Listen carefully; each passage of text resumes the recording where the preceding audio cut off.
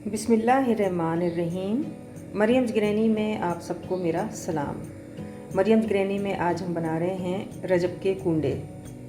रजब के कुंडे ये हमारी एक बहुत ही ख़ास ट्रेडिशनल और ख़ानदानी एक ऐसी मीठी टिक्कियाँ हैं जो रजब के ख़ास महीनों में बनाई जाती हैं। और जैसे कि आप जानते हैं कि हर खाने का मज़ा जो है वो उसके मौसम में ही होता है। वैसे तो ये मीठी टिक्कियाँ आप हर वक्त बना सकते हैं, खा सकते हैं, लेकिन हर खाने का मज़ा उसके मौसम के मुताबिक होता है।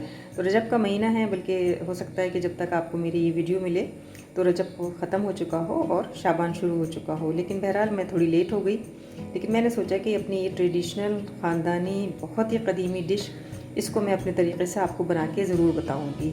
यहाँ पे मैदे का, सूजी का, वज़न का नाप तोल हिसाब क्या है, ये इस टिक्कियों में सबसे अहम तरीन चीज़ है, जिसको कि उमूमन नज़रअंदाज कर देना जो है वो सरासर इस रेसिपी के साथ नाइंसाफ़ी है। तो यहाँ पे मैंने लिया है आधा किलो मैदा, आधा किलो मैंने लिए सूजी। देखिए यहाँ पे मैदे का और सूजी का वज़न जो है वो हमें बिल्कुल बराबर लेना है। अगर आप मैदा ज़्यादा लेते हैं तो टिक्कियों में मैदे का मज़ा आएगा, अगर आप सूजी ज़्यादा लेते हैं तो सूजी जो है वो हो सकता है कि जब आप इसको बहुत ही डीप ऑयल में फ्राई करें तो सूजी जो है बिखर जाए और टूट जाए। तो हमें दोनों का एक मुनासिब तवाज़ुन रखने के लिए हमें सूजी और मैदे का वज़न बराबर लेना होता है। इसको फ्राई करने के लिए मैंने इस्तेमाल किया है देसी घी का। ये देसी घी का जो डिब्बा आप देख रहे हैं, ये इतना बड़ा डिब्बा इसमें इस्तेमाल नहीं होगा। हम इसमें लेंगे 3 से 4 अदद खाने के चमचे, यानी जिनसे हम सालन निकालते हैं उनसे 2 चम्मच हम इसको ले लेंगे। यहाँ पे मैंने लिया है मिल्क।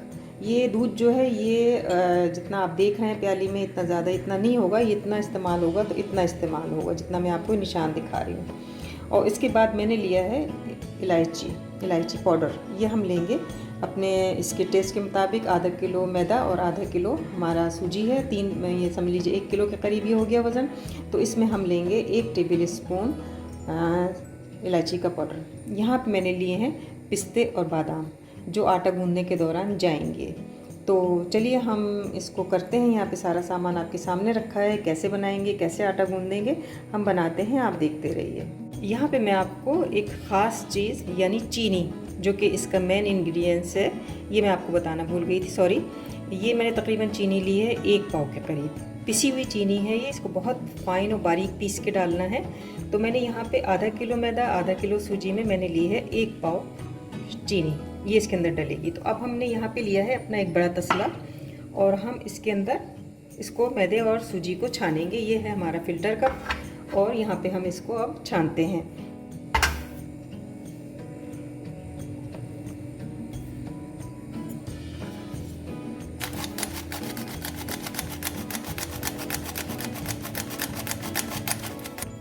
सूजी और मैदे को बहुत अच्छी तरीके से हमने छान लिया है और यहाँ पे अब मैं इसके अंदर मिला दूंगी पिसी हुई चीनी।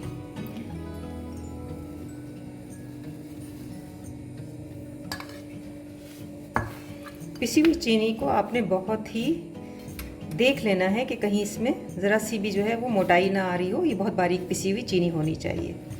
यहाँ पे हम इसमें डाल देंगे 1 टेबल स्पून इलायची पाउडर।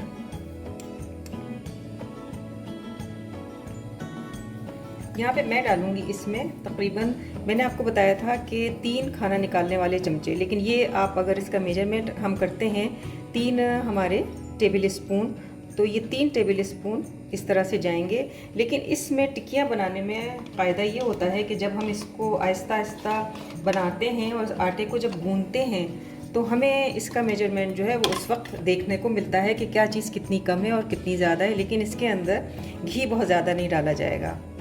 घी ज़्यादा ना डालने की वजह ये भी है कि जब हम इसको मसलेंगे खूब अच्छे तरीके से तो मैदा और चीनी और सूजी, ये तीनों जो है, इन हर इंग्रेडिएंट्स के अंदर अपना एक ऑयल होता है, तो वो ऑयल जो है वो खुद बाहर निकल के आएगा। तो इसके साथ ही मैंने यहाँ पे डाल दिए हैं बादाम और पिस्ते और यहाँ पे हम डालेंगे थोड़ा सा दूध, तकरीबन 2 से 3 टेबल स्पून बस। इससे ज़्यादा हम अभी हम इससे ज़्यादा दूध नहीं डालेंगे। और अब हमारा यहाँ पे काम बनता है इसको अच्छी तरीके से मिक्स कर लेने का। हम इसको मलेंगे इस तरीके से, आपने इसको बस मसलते जाना है। और यहाँ पे अब हम थोड़ा सा दूध और डालेंगे।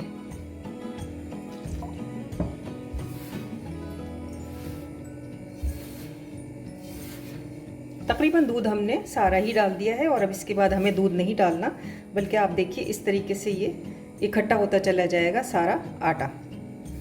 पूरियों का, टिक्कियों का, जो भी आटा आप गूंथते हैं तो पहले उसको अच्छी तरीके से हम छान लेते हैं, मसल लेते हैं और फिर उसके बाद उसको गूंथते हैं। तो यहाँ पे हम गूंथ रहे हैं टिक्कियों का आटा सूजी और मैदे के साथ। अब यहाँ पे जो मैंने बड़े तसले में सारा आटा लिया था उसकी आप देखिए मैंने यहाँ पे थोड़ा थोड़ा सा गूंथ के इसको छोटे तसले में कर लिया है। और अब मुझे ये लगा है कि 1 किलो के वज़न में हमने जो ऑयल डाला था, देसी घी जो हमने शामिल किया था, वो देसी घी कम है। तो यहाँ पर मैंने 1 टेबल स्पून नाप के और ले लिया है और मैं इसमें ये शामिल कर दूँगी। इसके बाद हमें ऑयल नहीं डालना। और ये जो हमने थोड़ा सा इकट्ठा गुट्टा बनाया था, अब हम इस सबको इसके अंदर डाल के फिर दोबारा से इसको मैश करते हैं।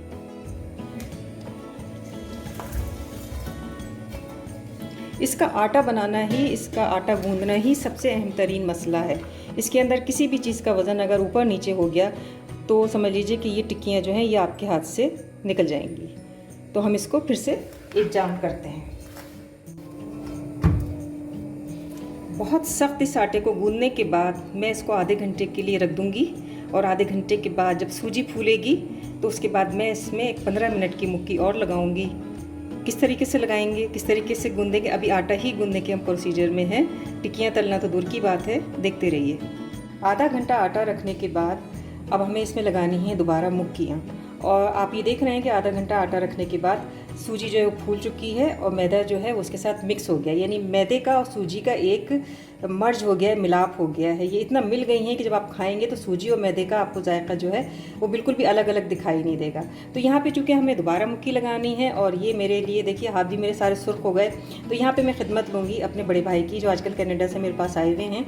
तो मैंने कहा है कि भाई आप मुक्की लगाइए और आटाइए, बाकी का जो 10 मिनट का गूंदना है ये आप गूंद दीजिए। तो चलिए भाई आप आटा लगाइए।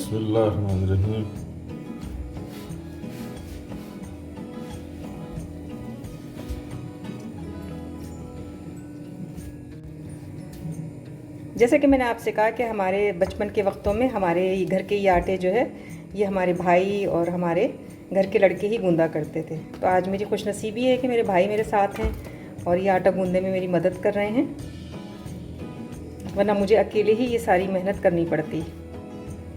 देखिए कितनी एक ताकतवर मुक्की लग रही है इसके अंदर। और यहाँ पे हमने जो इसके अंदर देसी घी डाला था वो सिर्फ हमने 4 टेबल स्पून डाला, लेकिन आप देखिए कि कितना इसमें आपको ऑयल भी दिखाई दे रहा होगा। बिल्कुल ये आटा कहीं से भी आपको खुश्क दिखाई नहीं देगा। हमने कितने मुख्तसर से और कितने कम इंग्रेडिएंट्स के साथ इसको जो है वो मैश कर रहे हैं हम। अब ये फाइनल है और इसके बाद इसको 10 मिनट हमें इसको करते हुए हो चुके हैं। अब हम इसको समेट के एक तरफ रखते हैं। भाई आप इसको समेट दीजिए।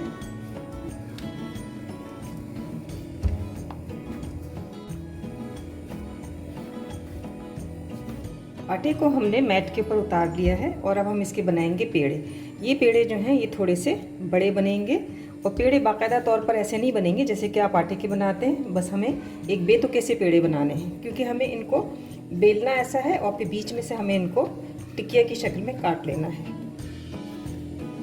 आप देख रहे हैं कि कितना सख्त ये आटा गूंदा है, लेकिन ये कितना इसमें ऑयल है। आप मेरे हाथ देख सकते हैं कितनी चिकनाई है इसके अंदर। तो बस यही हिसाब के साथ आप बनाइएगा और आप मेरी ही रेसिपी को फॉलो कीजिएगा तो इंतहाई शानदार आपकी ये टिक्कियाँ बनेंगी। ये हमने बना लिए हैं और अब हम इनको बेलेंगे थोड़ा नरम हाथ के साथ। हाँ, इसको इस तरीके से करते हुए अब हम इसको बेलेंगे। हमें इसको ना बहुत ज़्यादा मोटा रखना है और ना बहुत ज़्यादा पतला रखना है। जब हम इसको बेलेंगे हमें अपने मैट के ऊपर कोई ऑयल लगाने की ज़रूरत नहीं है, क्योंकि इसके अंदर खुद अपना ऑयल बहुत है। ये आप देखिए इस तरीके से।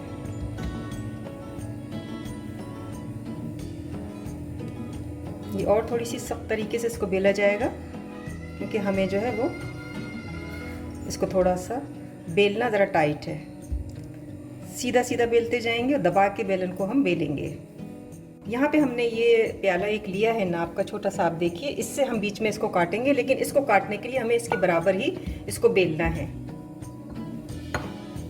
ये बिल्कुल बिल्कुल सही बेल रहे हैं। यहाँ पे से हम प्याले को उठा लेंगे और आप ये देखिए कितनी शानदार ये गोल रोटी हमारी बनी है। ना ये नरम है और ना ये पतली है।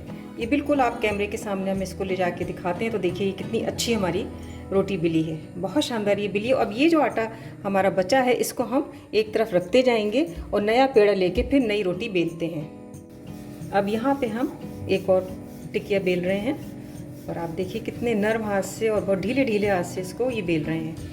बहुत ज़्यादा आपने दबा के और बहुत ज़्यादा टाइट से नहीं करना है। जैसे जैसे आप नरम नरम करते जाएंगे और आपकी ये हाफ, अगर आप इससे थोड़ी छोटी जो है वो बेलना चाहें तो इसके लिए हम एक और नाप आपको बता सकते हैं कि बहुत ज़्यादा बड़ी या बहुत ज़्यादा छोटी आपको किस तरीके से करनी है। तो इसके लिए कोई भी कटर आप ले लीजिए, ये ले लीजिए, अपना मिक्सर ले लीजिए और इससे आप इसको काट लीजिए। ये भी एक टिक्कियों का साइज़ होता है।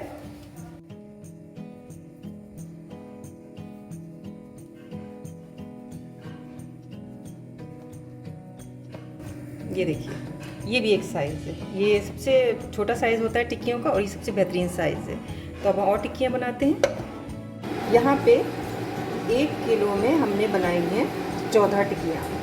तो ये हिसाब पूरा जो मैं शुरू से लेके चल रही हूँ ये आप देख लीजिएगा। अब हम इन्हें चलते हैं फ्राई करने के लिए, देखते रहिए। Medium flame non stick pan, medium flame तक हम इसको थोड़ा सा हीट अप होने देंगे। उसके बाद हम इसको कर देंगे लो फ्लेम पे। लो फ्लेम पे हमने इस्तेमाल किया है देसी घी का। देसी घी के अंदर हम इनको फ्राई करेंगे, हमें इनको डीप फ्राई नहीं करना।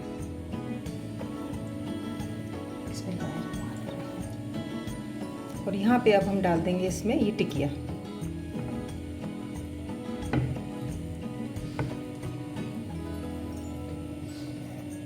यहाँ पे आपको मैं ये बात ज़रूर बता दूँ कि एक टिकिया को तलने में हमें लगेंगे 25 से 30 मिनट। एक तरफ से हम इसको सेकेंगे, फिर पलटेंगे, दूसरी तरफ से सेकेंगे। ये टिक्कियाँ सेकी जाती हैं, इनको हम डीप फ्राई नहीं करते और इसके सेकने में ही इतना वक्त लग जाता है कि अंदर से सूजी और मैदा अच्छी तरीके से पक जाए।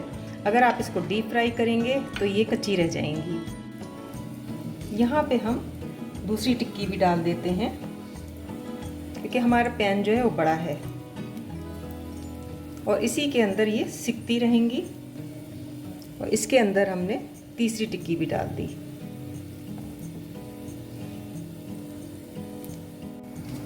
यहाँ पे पूरे 10 मिनट के बाद अब हम एक साइड से इसको पलटते हैं। इसको पलटना भी आपने बड़े एहतियात के साथ होता है और इस तरीके से आप दबा के और फिर इसको आप पलटेंगे तो ये आप देखिए ये है हमारी टिक्की।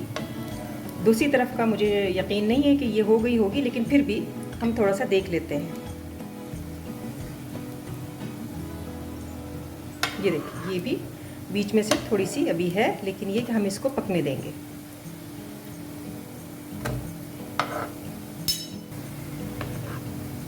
ये टिक्की जो आपको नज़र आ रही है इसको हम फिर दोबारा पलटेंगे और ज़रा थोड़ा सा बीच में से इसको पका लेंगे। तो 10 मिनट हमें एक तरफ लगे थे और हमें तकरीबन 10 मिनट 20 मिनट यानी समझ लीजिए इसमें लग जाएंगे। तो इसी तरीके से हम इसको उतारते हैं। यहाँ पे टिक्कियाँ हमारी बहुत अच्छी तरीके से सिक चुकी हैं। ये आप देखिए हमने 10 मिनट एक तरफ रखा और 20 मिनट हमने तकरीबन ये हमारे पास हो गई 20 मिनट में 30 मिनट में तैयार। इनको उलट पुलट भी हमने किया और आप ये देखिए ये है इनकी। तो इनको हम प्लेट में निकालते हैं। दूसरी तरफ से इसको भी दिखा दें हम। ये देखिए ये हमारी टिक्कियाँ बहुत ही खस्ता और बहुत ही लजीज और मज़ेदार। ये देखिए इसी तरीके से हम तमाम टिक्कियों को फ्राई कर लेंगे।